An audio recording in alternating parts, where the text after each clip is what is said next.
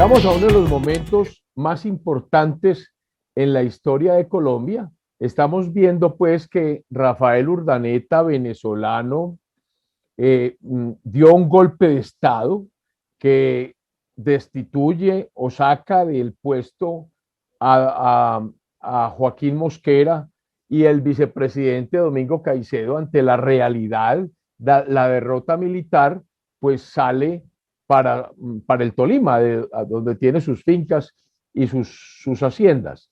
¿Qué empieza después de la consolidación de ese golpe de Estado?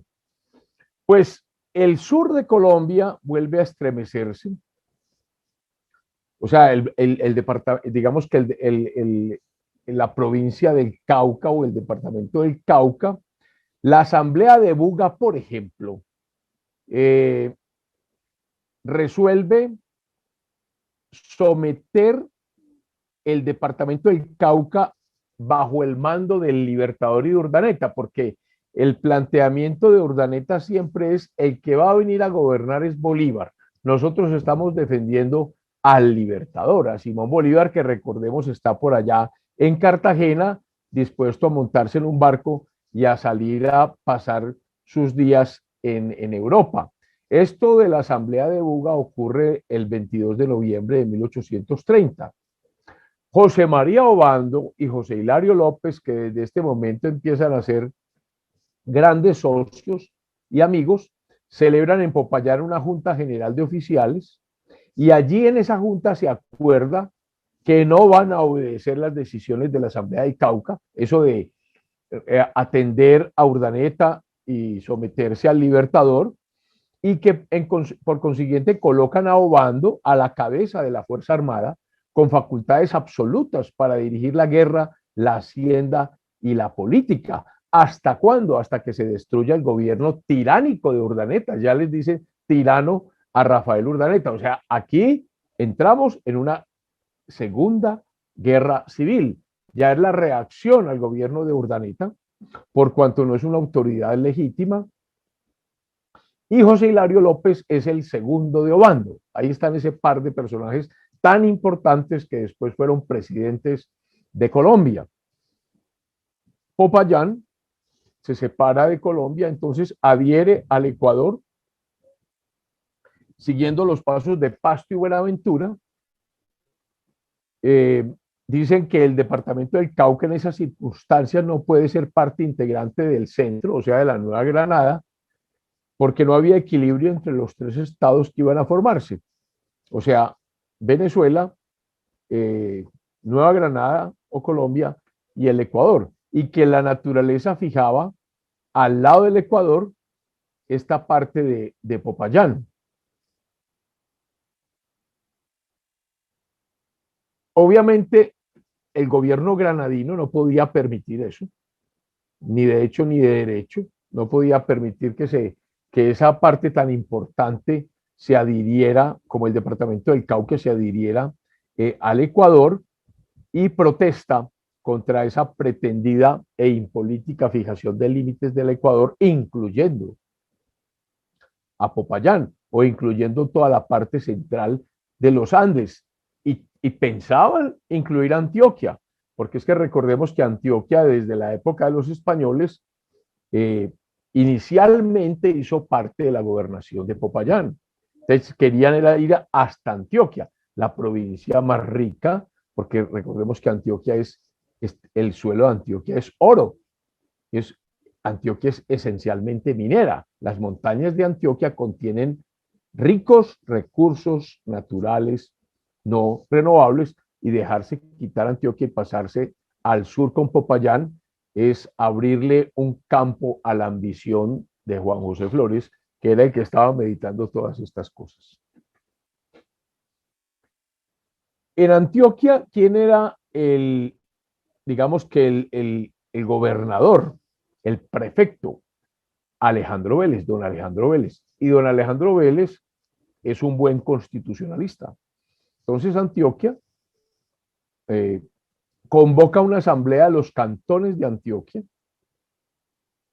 y como la mayoría de los diputados acuerdan someter la provincia de Antioquia A este nuevo gobierno de hecho de Bogotá, o sea, al de Urdaneta,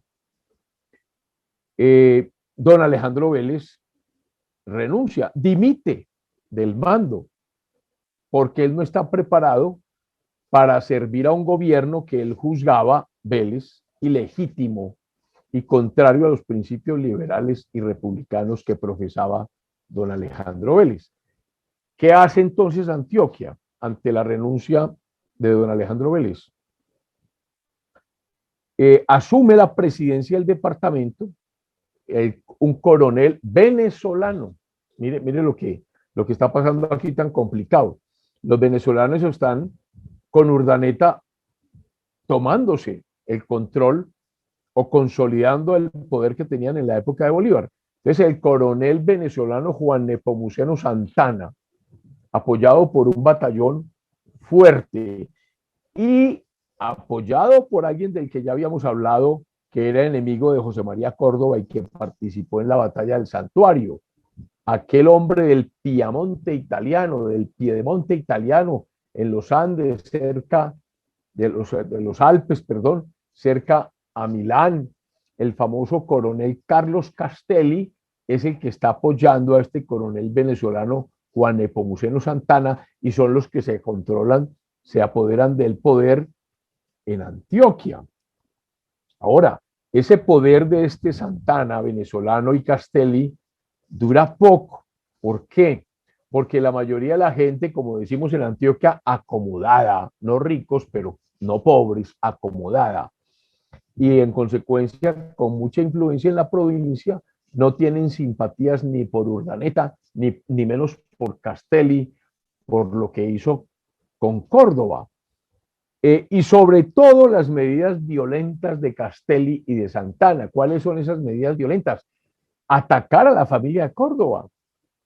Si bien José María Córdoba fallece, muere, es asesinado en la batalla del Santuario, su hermano, el coronel Salvador Córdoba, es perseguido por este Castelli y por este Santana. Pero no solamente el coronel Salvador Córdoba, la hermana de José María y de Salvador, Venancia, también es perseguida.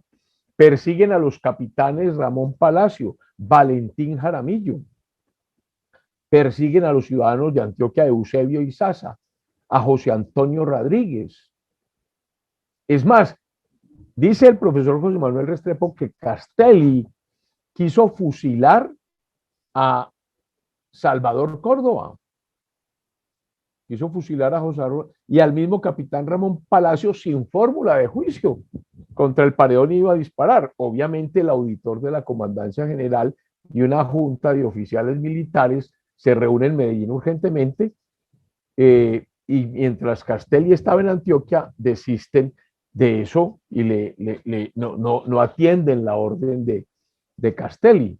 Entonces, viendo Castelli que todas las personas liberales de la provincia de Antioquia habían tomado el partido de los presos de Córdoba, Salvador, pues desiste de ese propósito y más bien envía a todos los presos a Cartagena por el camino de Nare, coger el río Magdalena y enviarlos a Cartagena para después enviarlos quién sabe a dónde.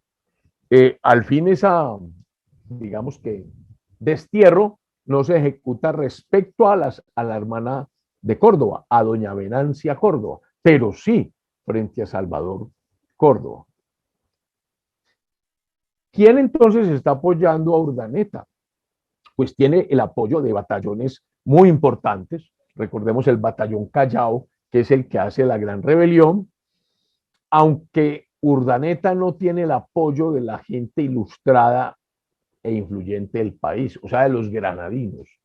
Aquí lo que hay es una disputa muy seria entre venezolanos y granadinos, algo que hace rato venía construyéndose ese distanciamiento entre los unos y los otros. Obviamente contra Urdaneta están los generales José María Obando, José Hilario López, porque fueron acusados por el mismo Urdaneta del asesinato de Antonio José de Sucre, el mariscal de Ayacucho en Berruecos. Ellos están contra Urdaneta. También se levantan contra Urdaneta Entonces, no solamente el sur, que es donde están Obando y López, sino que también se levanta el Tolima con las provincias de Neiva y la provincia de Mariquita. ¿Por qué? Porque el vicepresidente constitucional, don Domingo Caicedo, es de allá. Allá tiene sus haciendas. Entonces también se levanta y con unas fuerzas especiales allá. Y en Antioquia, se levanta nada más y nada menos que el coronel Salvador Córdoba, quien es auxiliado por el doctor Mariano Ospina. Vuelve el doctor Mariano Ospina Rodríguez, aquel que estuvo en la conspiración septembrina y que tuvo que ocultarse en Antioquia. Recordemos que estuvo en Marinilla y que después sale rumbo a Santa Rosa de Osos vía Copacabana, Girardota, y por allá se subió por, eh, por el lado de Porce, por allá se sube a la región de Santa Rosa de Osos, donde estuvo escondido en esa finca que hoy llama Zulaibar. Y recordemos que un amigo de él estuvo con él en esa conspiración de apellido Zulaibar. También se pone del lado de quienes no están con Urdaneta, alguien que estuvo inicialmente con Urdaneta, el coronel don Joaquín Posada Gutiérrez, muy importante porque es un historiador y tiene tiene memorias de toda esta época, las memorias del general Joaquín Posada Gutiérrez. Y la provincia de Casanare, dirigida por el general Juan Nepomuceno Moreno, también se enfrenta. O sea, que hay una guerra civil declarada. Juan José Flores en el sur admite la agregación de Popayán el 20 de diciembre de 1830 y están así las cosas, esperando Urdaneta consolidarse cuando Bolívar acepte su petición y regrese y no se vaya. Pero miren todo lo que pasa allá en Cartagena. Bolívar no encuentra un barco para salir en forma inmediata para Europa, empiezan sus quebrantos de salud, sus amigos le aconsejan ir a Barranquilla, entonces allí lo llaman el famoso obispo de Santa Marta, de apellido Esteves, y también el general que dirige todas las fuerzas que fueron muy leales a Bolívar, el general Montilla. Están allá cerca y le dicen, véngase para Barranquilla. Finalmente le dicen, hombre, en Santa Marta hay un clima más benévolo, aquí está cerca la Sierra Nevada, véngase para acá, y le consiguieron una finca, la famosa Quinta de San Pedro Alejandrino. Por lo tanto, el 6 de diciembre de 1830, Bolívar llega a la famosa Quinta de San Pedro Alejandrino, que es propiedad de un español, de don Joaquín de Mier. Y allá lo visitan con frecuencia el obispo de Santa Marta, el señor don José María Esteves, y siempre está allí al lado de Bolívar el general Mariano Montilla. Y le pregunta Esteves, el obispo, a Montilla, ¿cómo está el Libertador? Y le dice Montilla, su estado no puede ser más deplorable. La muerte avanza con rapidez. Y lo peor de todo es que no hay quien se lo diga. Oiga, pues lo que dice Montilla, ¿cómo ven a Bolívar de enfermo con ese problema pulmonar o con esa tisis que tiene? ¿Cómo? Le dice el obispo general, ¿cómo que no hay quien se lo diga? Yo me encargo de eso. Y entra el obispo a la cama de Bolívar, ya está como moribundo, y le advierte la conveniencia de aprovechar ese corto tiempo de vida que le quedaba para que preparara su alma como cristiano. ¿Y qué le contesta Bolívar? Dice, excelentísimo señor, dirigiéndose al obispo, necesito 3 o 4 días para prepararme a la confesión. Ah, replicó el obispo, ¿quién podrá contar con ellos? El tiempo urge.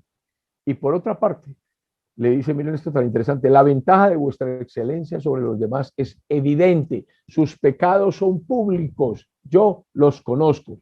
¿Qué le dice Bolívar? Esas tenemos, pues entonces procedamos sin tardanza.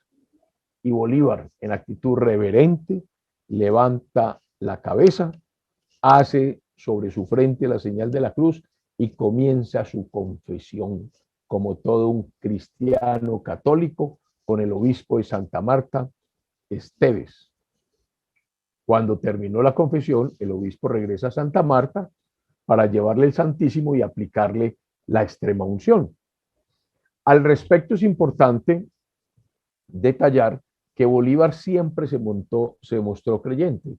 En la famosa, en el famoso diario de Bucaramanga de don Luis Perú de la Croa, él lo advierte. Bolívar, quien inicialmente en su juventud fue masón, se desentendió de eso, dijo que esa masonería era una payasada.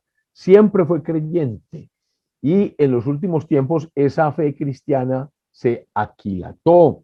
Él decía que era muy importante para el Estado aprovecharse del concurso de la religión para sostener el orden social. Oigan pues, pragmático, al igual que Rafael Núñez, liberal que tuvo excelentes relaciones con la iglesia, un liberal. Bolívar era liberal, pero sabía que la religión era muy importante para gobernar adecuadamente. Bolívar, recordemos que era de sangre vasca, que era descendiente de un Simón de Bolívar, con B grande, que se había establecido en Venezuela en el siglo XVI. Bolívar, por ejemplo, en una carta que él dirigió al general Herrán, que era otro de sus amigos, Pedro Alcántara Herrán, le decía, el entusiasmo reside principalmente en lo que se puede llamar el pueblo animado por la iglesia, que se ha hecho militante contra masones y liberales. Todos se han convencido y algunos se han desengañado.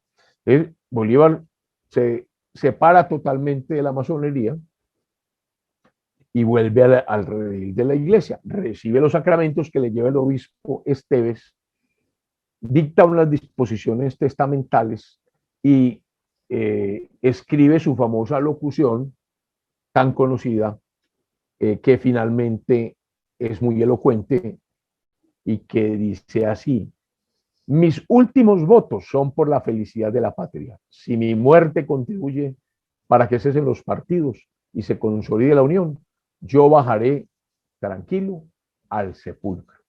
El 17 de diciembre, a la 1 de la tarde, expira Simón José Antonio de la Santísima Trinidad Bolívar. ¿Quién lo atendió? Un médico francés, Alejandro Próspero Reverén, quien consignó en su bitácora que, aunque inicialmente fue un catarro pulmonar, ese catarro pulmonar se descuidó, que eso llevó a la enfermedad a un estado crónico y que eso degeneró por ese descuido en una tisis tuberculosa.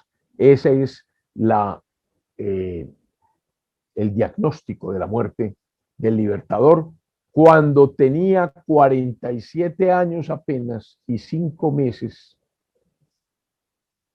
de vida. Le tocó pues al obispo Esteves de Santa Marta recoger el postrer aliento de Simón Bolívar, que prácticamente se despide como un santo después de estar confesado, después de reconocer la importancia del gobierno de la iglesia, termina su vida cristianamente. Ya el grandioso edificio que él construyó se bamboleó. Hombre, yo creo que aquí vale la pena hacer una pequeña análisis de quién fue Bolívar. Bolívar fue un gran militar. Yo creo que hay que compararlo con Napoleón Bonaparte, con Aníbal, con Publio Cornelio de Escipión, el africano, con Alejandro Magno. Es de los grandes de la historia. un militar que no se arredró frente a ningún obstáculo. Recordemos el Bolívar de Pativilca, que lo hemos repetido una y otra vez, enfermo, con fiebres, acabado, cuando se encuentra con Mosquera, con Joaquín Mosquera, y, y, y lo encuentra en ese estado, y ve que, y le confiesa a Bolívar que no tiene ejército, que Santander no le manda soldados, que él tiene que liberar al Perú, que está asediado, que lo pueden destruir en cualquier momento. Y Mosquera, asustado, le dice, ¿y usted qué va a hacer? Y que ese enfermo, ese rostro macilento, flacuchento, huesudo, saltó de esa silla de baqueta y le gritó con los ojos vivos como si recobrase aliento, un mito, vencer, vencer. Ese es el Bolívar militar, ese es el Bolívar soñador, el Bolívar grande, el Bolívar con una gran pasión, el Bolívar con una gran voluntad, decisión, el Bolívar que fue capaz de liberar a la Nueva Granada, que después que hace la campaña admirable. El Bolívar que pierde en la batalla, en la campaña admirable finalmente y regresa y se pone a orden de las Provincias Unidas de la Nueva Granada. El Bolívar que vence en el pantano de Vargas. El Bolívar que vence en Boyacá. El Bolívar que luego va a su patria y vence en Carabobo. Ese Bolívar que anda a caballo desde las bocas del Orinoco hasta el Potosí argentino. Ese Bolívar que luego se va a la campaña del sur, vence en Bomboná, va y entra al Ecuador, vence en Pichincha, entra al Perú, vence en Junín. No estuvo en la batalla de Ayacucho, pero la preparó. Podemos decir que vence en Ayacucho. Allá consolida la independencia de América desde Panamá hasta Argentina. Ese es un hombre grande, ese es un hombre al que no se le pueden desconocer nunca esa voluntad, esa decisión, esa determinación frente a cualquier obstáculo, salía avante. Pero el Bolívar político, el Bolívar consolidado como jefe militar, empieza a cometer unos errores tremendos. El desconocer la Constitución de Cúcuta, el dejarse embelezar por el ambiente del Perú. Recordemos que el Perú era el estado más rico del virreinato. El Perú tenía muchas costumbres muy españolas. El Perú que inicialmente se había entregado a, a José de San Martín, ahora se entrega a Bolívar y se llena de halagos. Ese Perú lo hechiza. Perú, el Perú queda, dice José Manuel Restrepo, queda como Bolívar queda como hechizado en el Perú. Allí estás con su Manuelita, que la conoció en Quito y se la lleva al Perú. Pero allí, frente a los problemas que empiezan a tener Páez y Santander, es que le toca regresar. Pero allá en el Perú, bueno, en el Alto Perú, lo que llamamos hoy Bolivia, es cuando escribe una constitución para ese nuevo país. Ese Bolívar ya está lleno de personas que ensalzan su todo, que le dicen usted es el mejor, usted es una maravilla, usted, estos halagos, aduladores, esas circunstancias es lo que obligan a Bolívar a hacer la constitución boliviana. Y cuando esa constitución boliviana la termina, el Perú la hace suya y encima de eso él la manda con Oleri. O sea, él cree que esa es la constitución ideal. Y esa constitución tiene muchos problemas. Lo primero, no atiende lo que dijo la Constitución de Cúcuta. Es que la Constitución de Cúcuta decía que había que esperar 10 años. Si Cúcuta se hizo en 1821, había que esperar hasta 1831. Si Bolívar hubiera tenido esa paciencia, esa tranquilidad, otro hubiera sido el destino de Bolívar. Luego era venezolano. Páez fue el primero que le ofreció la monarquía fueron los venezolanos quienes se opusieron al proyecto de la monarquía, los granadinos. Los granadinos siempre han sido más republicanos. Ahí está el problema. La sangre venezolana de Bolívar, que abraza a sus hermanos y entonces comienza un enfrentamiento muy complicado entre granadinos y venezolanos. Los ecuatorianos, más parecidos a los venezolanos, digamos que son más sumisos, más cerca del Perú, más fácil de estar con Bolívar. Precisamente entonces los colombianos, los granadinos, dirigidos por Santander, por Azuero, por Ospina, se ven enfrentados a ese sándwich que le hacen tanto en Venezuela como en Colombia. Y aquí hay que también ser claros. El primer traidor a Bolívar fueron los venezolanos. Fueron los primeros que se separaron. ¿Por qué digo esto? Porque ahora Chávez, el difunto Chávez, le dio por leer, una persona ignorante, le dio por leer algunos libros de Bolívar y él se cree Bolívar y cree que ese sueño bolivariano hay que hacerlo sin más ni más. Yo creo que la historia de Colombia probó que no es posible ese concepto de unión en un solo país de Venezuela, la Nueva Granada y el sur. Tal vez ni siquiera como una federación. Tal vez los españoles fueron más sensatos desde el punto de vista geopolítico el haber excluido de la Nueva Granada la Capitanía General de Venezuela, conociendo mejor la idiosincrasia. Ese Bolívar hay que volverlo a estudiar en todas sus facetas.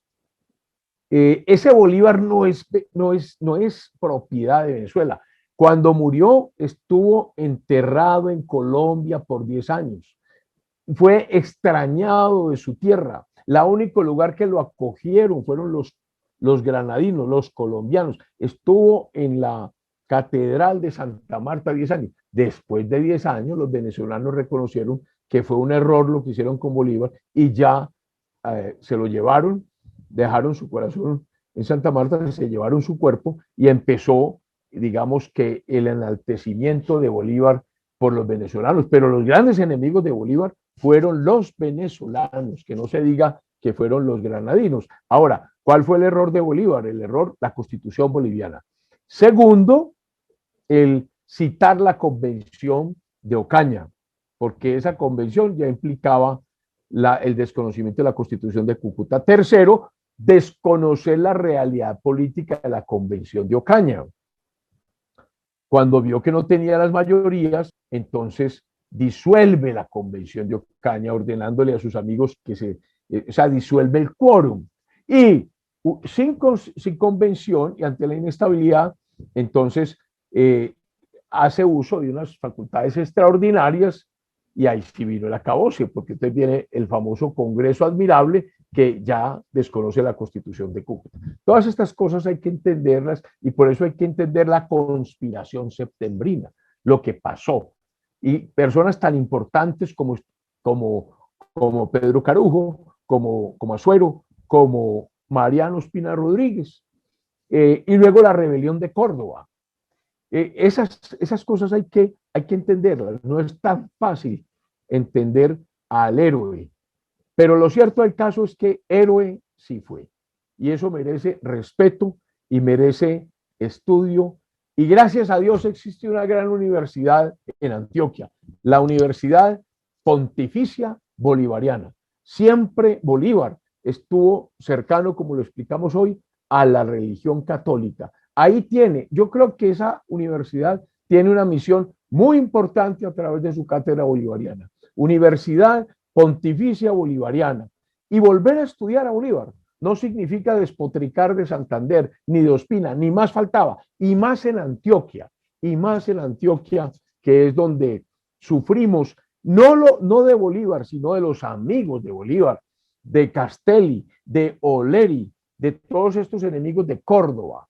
Entonces hay que volver a repasar la historia y por eso queremos entregarles a ustedes todas estas consideraciones que uno va sacando del libro de Navia Rubla, del libro de los 6 tomos de José Manuel Restrepo, del libro de don Estanislao Gómez Barrientos sobre Ospina, en fin, de tantos libros. Lo cierto del caso es que un héroe se ha ido, Simón Bolívar, y siempre será un hito, un punto de referencia de la historia. Buena semana.